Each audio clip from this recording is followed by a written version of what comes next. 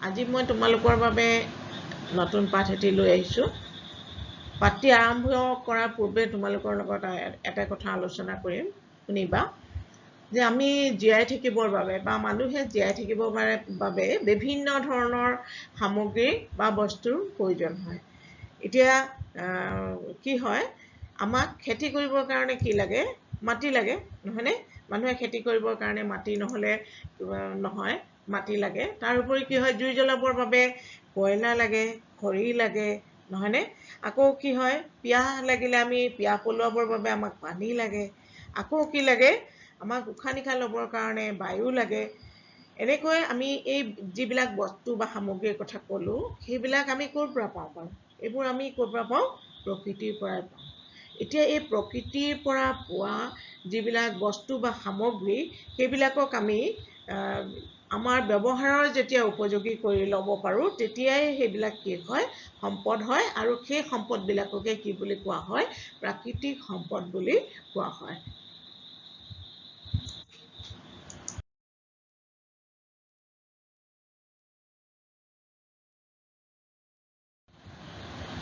ছাত্ৰ ছাত্ৰীসকল, এতিয়া তোমালোকে তোমালোকৰ পৰিৱেশ অধ্যয়নৰ পাঠ নং 4 তাত দিয়া আছে প্ৰাকৃতিক সম্পদ। এই পাঠটো উলিয়াই লোৱাচোন। এই পাঠটোৰ বিষয়ে আমি এতিয়া আলোচনা কৰিম।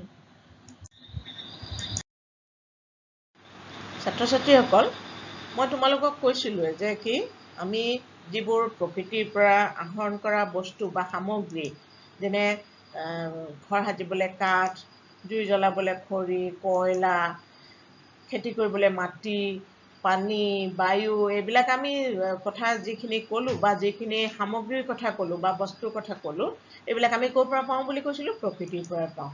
তো প্ৰকৃতিৰ পৰা পোৱা বা প্ৰকৃতিৰ পৰা আহৰণ কৰা যিবিলাক সামগ্ৰী, সেই সামগ্ৰীবোৰ যেতিয়া মানুহৰ ব্যৱহাৰৰ উপযোগী কৰি লোৱা হয়, তেতিয়া তাকে কি বুলি কোৱা হয়? প্ৰাকৃতিক সম্পদ বুলি কোৱা হয়। এতিয়া চাবা আকৌ, প্ৰাকৃতিক সম্পদ বুলি কওঁতে আমি যে প্ৰকৃতিৰ পৰা যিবিলাক বস্তু বা সামগ্ৰী পাওঁ বুলি ক'লোঁ, এই সামগ্ৰীবোৰ সকলোবিলাক সামগ্ৰীয়ে আকৌ সম্পদ বুলি আমি কৈ দিব নোৱাৰোঁ বা সম্পদ নহয়। কিয় নহয় জানানে? যেতিয়ালৈকে এই সামগ্ৰীবোৰক মানুহৰ ব্যৱহাৰৰ উপযোগী কৰি লোৱা নহয়, তেতিয়ালৈকে সেইবিলাকক আমি সম্পদ বুলি ক'ব নোৱাৰোঁ। আমি প্ৰাকৃতিক সম্পদ বুলি ক'লে কি হ'ব লাগিব? সম্পদবিলাক মানুহৰ বস্তু বা সামগ্ৰীবিলাক কি হ'ব লাগিব? প্ৰকৃতিৰ পৰা পোৱা সামগ্ৰী বা বস্তুবিলাক মানুহৰ ব্যৱহাৰৰ উপযোগী হ'ব লাগিব, তেতিয়াহে প্ৰাকৃতিক সম্পদ হ'ব। প্ৰাকৃতিক সম্পদ বুলিলে আমি কোনবিলাকক বুজায়? এতিয়া ভূপৃষ্ঠৰ উপৰিভাগত, তাৰমানে পৃথিৱীৰ উপৰিভাগৰ আৰু ভূপৃষ্ঠৰ তলিত সঞ্চিত হৈ থকা সামগ্ৰীবোৰকে কি বুলি কোৱা হয়? প্ৰাকৃতিক সম্পদ বুলি কোৱা হয়।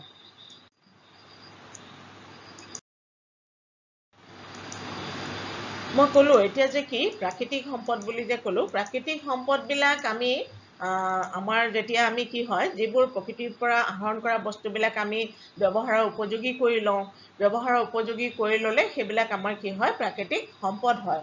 এতিয়া এই সম্পদবোৰ আমি ব্যৱহাৰ কৰোঁতে কিছুমান সম্পদ কি হয়, আমি ব্যৱহাৰ কৰাৰ পিছত পুনৰ ব্যৱহাৰ কৰিব পৰাৰ সুবিধা থাকে। আৰু কিছুমান সম্পদ আকৌ কি হয়, এবাৰ ব্যৱহাৰ কৰাৰ পিছত আকৌ তাক আকৌ পুনৰ ব্যৱহাৰ কৰিবৰ কাৰণে আমাৰ কি হয়? বহুত সময় লাগে। গতিকে সেই ফালৰ পৰা কি কৰা হৈছে, এই প্ৰাকৃতিক সম্পদবিলাকক দুটা ভাগত ভাগ কৰা হৈছে। এটা হৈছে নৱীকৰণক্ষম সম্পদ আৰু আন এটা হৈছে কি? অনৱীকৰণক্ষম সম্পদ। এতিয়া নৱীকৰণক্ষম সম্পদ কোনবিলাক? যিবিলাক কি হয়, প্ৰাকৃতিক সম্পদ এবাৰ ব্যৱহাৰ কৰাৰ পাছত পুনৰ ব্যৱহাৰ কৰাৰ সুবিধা থাকে, সেই সম্পদবোৰকে কি বুলি কোৱা হয়? নৱীকৰণক্ষম সম্পদ বুলি কোৱা হয়। উদাহৰণস্বৰূপে আমি মাটি, বায়ু, সৌৰশক্তি আদি আমি ধৰিব পাৰোঁ। তাৰমানে কেনেকৈ? উদ্ভিদক চোৱা, উদ্ভিদক আমি বিভিন্ন কামত ব্যৱহাৰ কৰাৰ পিছত কি হয়? উদ্ভিদবোৰ পৃথিৱীৰ উপৰিভাগত নিজে নিজেও কিছুমান গছ গজে।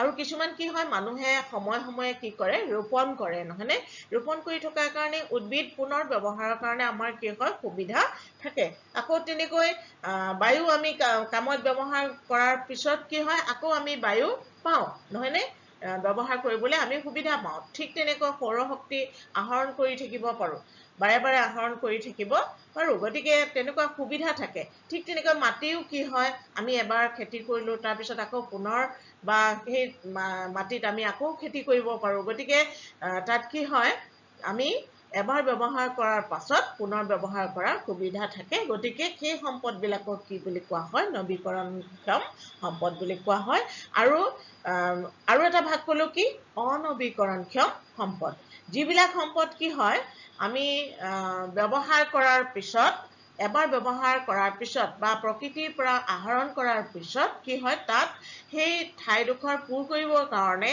বা সেই সম্পদবিধ পুনৰ ব্যৱহাৰ কৰিবৰ কাৰণে বহুত সময় প্ৰয়োজন হয় গতিকে তেনেকুৱা সম্পদবিলাককে কি বুলি কোৱা হয় অনৱীকৰণক্ষম সম্পদ বুলি কোৱা হয় যেনে ধৰি লোৱা কয়লা তাৰপিছত পেট্ৰল এইবিলাক কি হয় এইবোৰ সৃষ্টি হবৰ বাবে বা কয়লা হবৰ বাবে বহুত বছৰ লাগে গতিকে এবাৰ ব্যৱহাৰ কৰাৰ পিছত সেই কয়লা পুনৰ কয়লা সৃষ্টি হবৰ বাবে বা পুনৰ কয়লা হবৰ বাবে বহুত নিযুত বছৰ প্ৰয়োজন হয় বা এনেকুৱাও হয় আমি যদি অধিক ব্যৱহাৰ কৰি থাকো তেতিয়াহলে এই বস্তুবিলাক বা এই সম্পদবিলাক কি হ'ব পাৰে নাটনিও হ'ব পাৰে গতিকে এনেকুৱা ধৰণৰ প্ৰাকৃতিক সম্পদবিলাকক কি বুলি কোৱা হয় অনৱীকৰণক্ষম সম্পদ বুলি কোৱা হয় যেনে কি আছে বিভিন্ন খনিজ পদাৰ্থ যেনে কয়লা খাৰুৱা তেল ইত্যাদি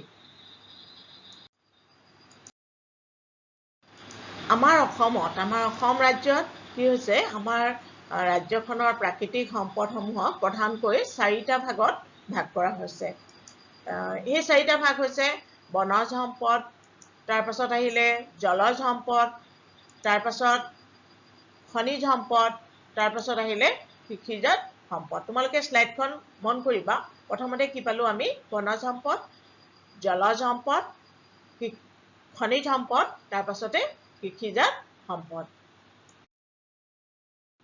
এতিয়া আমি অসম ৰাজ্যত পোৱা যিখিনি প্ৰাকৃতিক সম্পদ 4টা ভাগৰ কথা কৈছিলো বনজ সম্পদ জলজ সম্পদ খনিজ সম্পদ কৃষিজাত সম্পদ এতিয়া এই 4টা ভাগৰ প্ৰথম ভাগটো বনজ সম্পদৰ বিষয়ে আমি আজি আলোচনা কৰিম বনজ সম্পদ হৈছে কি আমাৰ অসমখন বহুতো কি হয় বনাঞ্চলেৰে ভৰপূৰ বুজিছানে এই বনাঞ্চলসমূহত কি হয় অসমৰ বনাঞ্চলসমূহত বহুতো মূল্যৱান উদ্ভিদ পোৱা যায় এই উদ্ভিদবোৰৰ পৰা আমি কি পাওঁ যিবোৰ কাঠ পাওঁ মূল্যৱান কাঠ পাওঁ এই মূল্যৱান কাঠৰ পৰা কি হয় আমি ঘৰত ব্যৱহাৰ কৰিব পৰা কাঠৰ আচবাব তাৰপিছতে ঘৰ দুৱাৰ আদি সাজিবৰ বাবে তাৰপাছত আৰু কি হয় সেইবোৰ সজাৰ উপৰিও কি হয় এই উদ্ভিদৰ পৰা পোৱা কাঠ আমি কি কৰে অসমৰ পৰা কি কৰা হয় বাহিৰলৈ পঠোৱা হয় তাৰপাছত কি হয় বনাঞ্চলত বিভিন্ন ধৰণৰ বিভিন্ন প্ৰজাতিৰ বাঁহ পোৱা যায় বেত পোৱা যায় এইবিলাকৰ পৰাও বিভিন্ন ধৰণৰ সামগ্ৰী সাজি উলিয়াব পাৰি তাৰপাছত কি হয় বাঁহ বেতৰ উপৰিও কি হয় যিবিলাক অসমৰ বনাঞ্চলত উপনৈসমূহৰ দুয়োপাৰে কি হয় বিভিন্ন ধৰণৰ যেনে ধৰি লোৱা শিমলু শিশু খেৰ নলখাগৰি এনেকুৱা ধৰণৰ উদ্ভিদবিলাক পোৱা যায় এই উদ্ভিদবিলাকৰ পৰা যিবিলাক মানে কি হয় কাঠ পোৱা হয় সেই কাঠবোৰ বৰ মূল্যৱান সেইবিলাকৰ পৰা কি হয় বিভিন্ন ধৰণৰ উদ্যোগ গঢ়ি উঠিছে যেনে প্লাইউড তাৰপিছতে জুইশলা তাৰপিছত কাগজ উদ্যোগ এইবোৰ গঢ়ি উঠিছে ইয়াৰ উপৰিও কি হয় বনাঞ্চলত কি পোৱা যায় ঔষধি গুণযুক্ত উদ্ভিদ পোৱা যায় এই ঔষধি গুণযুক্ত উদ্ভিদ কি কৰা হয় অসমৰ বাহিৰলৈও পঠোৱা হয় তাৰোপৰিও বনাঞ্চলৰ পৰা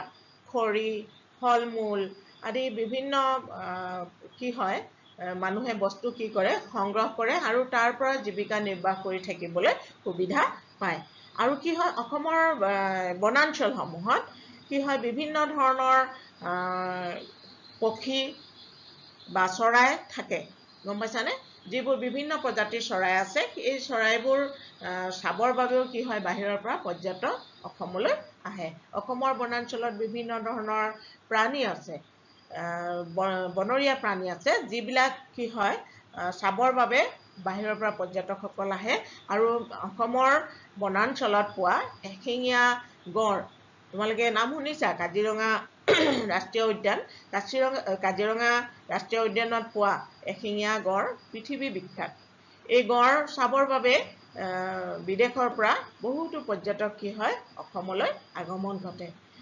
গতিকে আমি এতিয়া তোমালোকে চাবা, শ্লাইডখনত চাবাচোন, আমাৰ বনজ সম্পদত আমি আমাৰ অসমত পোৱা কিনো আছে, আমাৰ অসমৰ বনাঞ্চলত কি পোৱা যায়, শ্লাইডখনলৈ তোমালোকে মন কৰিলে দেখিবা যে অসমৰ নামনি অঞ্চলত কি পোৱা যায়, শাল, চেগুন, আজাৰ ইত্যাদি ধৰণৰ উদ্ভিদবিলাক পোৱা যায়। এই উদ্ভিদৰ পৰা আমি কি পাওঁ, কাঠ পাওঁ, আৰু বিভিন্ন ধৰণৰ ফল মূল আছে। আৰু সেই কাঠৰ পৰা কি হয়, মানুহে ঘৰ সজা সামগ্ৰী, তাৰপাছত আৰু কি কৰে, খৰি ইত্যাদি কি কৰে, তাৰ পৰাই আহৰণ কৰে। আৰু কাছাৰ জিলাত, অসমৰ কাছাৰ জিলাত কি পোৱা যায়, বিভিন্ন ধৰণৰ বাঁহ পোৱা যায়। এই বাঁহৰ পৰাও কি হয়, বহুতো সামগ্ৰী প্ৰস্তুত কৰে, আৰু ইয়াৰ পৰা কি হৈছে, উদ্যোগসমূহ গঢ়ি উঠিছে। তাৰপাছত চাবা, আমাৰ অসমৰ বনাঞ্চলত মই কৈছোঁ বিভিন্ন প্ৰজাতিৰ চৰাই আছে, বা বিভিন্ন চৰাইৰ বাসভূমি, গম পাইছানে? যেনে ধৰি লোৱা শালিকা, তাৰপাছতে ময়ূৰ, আৰু বিভিন্ন প্ৰজাতিৰ মাছৰোকা চৰাই, আৰু বহুত আছে। এই চৰাইবিলাক কি হয়, অসমৰ বনাঞ্চলত দেখিবলৈ পোৱা যায়। আৰু এই চৰাইবোৰ চাবৰ কাৰণে বাহিৰৰ পৰা পৰ্যটকসকল কি কৰে, অসমলৈ আহে। তাৰপাছত আছে বিভিন্ন ধৰণৰ প্ৰাণী, মই যে ক'লো যে কাজিৰঙাত পোৱা এশিঙীয়া গড়, এশিঙীয়া গড় ফটো তোমালোকে ইয়াত দেখিছা, শ্লাইডত চোৱাচোন। তাৰপাছত কি পোৱা যায়, হাতী আছে, বাঘ আছে, এনেকুৱা ধৰণৰ বিভিন্ন কি আছে, প্ৰাণী আছে। এই প্ৰাণীবোৰ চাবৰ কাৰণেও কি কৰে, অসমলৈ পৰ্যটকসকল আহে। ভালুক আছে, হৰিণা আছে, বিভিন্ন প্ৰজাতিৰ বান্দৰ আছে। গতিকে এই প্ৰাণীসমূহ চাবৰ কাৰণে কি কৰে, অসমলৈ পৰ্যটকসকল আহে। এতিয়া চোৱা, বনাঞ্চলৰ পৰা আমি কি পাওঁ, বহুত মূল্যৱান কাঠ পাওঁ। তাৰপাছতে কি হয়, সেই মূল্যৱান কাঠবিলাক আমাৰ ব্যৱহাৰৰ কাৰণে, বা আমি ব্যৱহাৰ কৰি থকা বিভিন্ন ধৰণৰ সামগ্ৰীবিলাক আমি কি পাওঁ, সেই বনাঞ্চলৰ পৰাই পাওঁ। আৰু এই বনাঞ্চলৰ পৰা পোৱা যিবিলাক মূল্যৱান কাঠ, এই কাঠবিলাক কি কৰা হয়, বিদেশলৈও ৰপ্তানি কৰি পেলাই কি হয়, আমাৰ অসমৰ কি হয়, আৰ্থিকভাৱে আমি আৰ্থিক উপাৰ্জন কৰিব পাৰোঁ। তাৰোপৰিও কি হয়, অসমৰ বনাঞ্চলত পোৱা বিভিন্ন ধৰণৰ ঔষধি গুণযুক্ত উদ্ভিদবিলাকো বাহিৰলৈ পঠিওৱা হয়। তাৰপাছত কি হয়, মই ক'লোৱে যে এই উদ্যোগসমূহত যিবোৰ উদ্যোগ গঢ়ি উঠিছে, কাগজ কল, নহয়নে, কাগজ কল বা ৰেচম উদ্যোগ গঢ়ি উঠিছে। যে তোমালোকে ৰেচম উদ্যোগৰ কথা আগতো মই তোমালোকক 4ৰ্থ শ্ৰেণীত কৈছিলোঁৱে, বা পাইছা, তোমালোকৰ পৰিৱেশ অধ্যয়নত পাইছা। তাত কি হয়, এই যে ৰেচম উদ্যোগত পলুৰ পৰা যিবিলাক আমি সূতা উলিয়াই, বা সেই সূতা, বা অসমৰ যি সোণালী সূতা উৎপাদন হয়, তোমালোকে জানা যে সেই ৰেচম উদ্যোগৰ পৰাও, ৰেচম উদ্যোগত কাম কৰিও মানুহে কি কৰিছে, জীৱিকা নিৰ্বাহ কৰিবলৈ সুবিধা পাইছে। তাৰোপৰি কি হৈছে, বনজ সম্পদৰ পৰা যিবোৰ আমি পাইছোঁ, ধৰি লোৱা এই যে কাঠফলা উদ্যোগ, যিবোৰ প্লাইউড উদ্যোগ বুলি ক'লোঁ মই, বা জুইশলা কাৰখানা বুলি কৈছোঁ, বা প্লাইউড কাৰখানা বুলি কৈছোঁ, সেই কাৰখানাবিলাকতো কি কৰা হৈছে, মানুহে কাম কৰিছে, নহয়নে, কাম কৰিবলৈ সুবিধা পাইছে। সুবিধা পাই তাৰ পৰাও মানুহে জীৱিকা নিৰ্বাহ কৰিবলৈ সুবিধা পাইছে। গতিকে আমাৰ বনাঞ্চলৰ পৰা আমি বহুতো কি পাইছোঁ, আমাৰ বনজ সম্পদসমূহ আমি আহৰণ কৰিবলৈ পাইছোঁ, আৰু আমাৰ সুবিধা হৈছে। গতিকে এই আজি আমি যিখিনি বনজ সম্পদৰ বিষয়ে আলোচনা কৰিলোঁ, অসম ৰাজ্যত থকা প্ৰাকৃতিক সম্পদৰ যি 4টা ভাগ, 4টা ভাগৰ এটা ভাগ মই তোমালোকৰ লগত যিখিনি আলোচনা কৰিলোঁ, তাৰ পাছত তোমালোকক মই এখন তালিকা দিছোঁ তলত, সেই তালিকাখন তোমালোকে কি কৰিবা, পূৰ কৰিবলৈ চেষ্টা কৰিবা। তোমালোকে এই তালিকাখন পূৰ কৰিবলৈ চেষ্টা কৰিবা। তালিকাখন চোৱাচোন। ওপৰত উল্লেখ কৰা বনজ সম্পদসমূহৰ ওপৰত ভিত্তি কৰি পেলাই কি কৰিব লাগে, তলৰ তালিকাখন সম্পূৰ্ণ কৰিব লাগে। তাৰমানে মই ওপৰত যিখিনি কথা শ্লাইড কেইখনমান দেখুৱালোঁ, তাৰ উপৰিও যিখিনি কথা ক'লোঁ, সেই কথাখিনিৰ পৰা তোমালোকে আৰু তোমালোকৰ পৰিৱেশ অধ্যয়নৰ পাঠচাৰিৰ যিটো পাঠ, সেই পাঠটোৰ প্ৰথম যিটো অংশ, য'ত নেকি জলজ সম্পদৰ বিষয়ে বনজ সম্পদৰ বিষয়ে কোৱা হৈছে, সেই বনজ সম্পদৰ বিষয়ে তোমালোকে পঢ়ি ল'বা, পাঠটো পঢ়িবা। মই কোৱা কথাখিনিৰ ওপৰত ভিত্তি কৰিও তোমালোকে কথাখিনি মিলাই চাবা। তাৰ পাছতে এই তালিকাখন পূৰ কৰিবলৈ চেষ্টা কৰিবা। বনজ উদ্ভিদৰ নাম, হাবিত থকা চৰাইৰ নাম আৰু বন্যপ্ৰাণীৰ নাম। বন্যপ্ৰাণী মানে বনত থকা বা হাবিত থকা জন্তুৰ নাম কি কৰিব লাগে, তালিকাখনত পূৰ কৰিব লাগে। তোমালোকে কিমান পাৰা তালিকাখনত নম্বৰ দি পেলাই লিখি যাবা। আজিলৈ ইমানখিনিয়ে থৈছোঁ। পিছৰ পৰ্যায়ত তোমালোকক পুনৰ বাকী 3টা ভাগৰ বিষয়ে আলোচনা কৰিম। এই তালিকা যিখন পূৰ কৰিবলৈ দিছোঁ, এই তালিকাখন পূৰ কৰি পেলাই তোমালোকে মোক হোৱাটছএপত দিবা, মই চাই দিম। আৰু কিবা অসুবিধা পালে মোৰ হোৱাটছএপত তোমালোকে যোগাযোগ কৰিবা। ধন্যবাদ।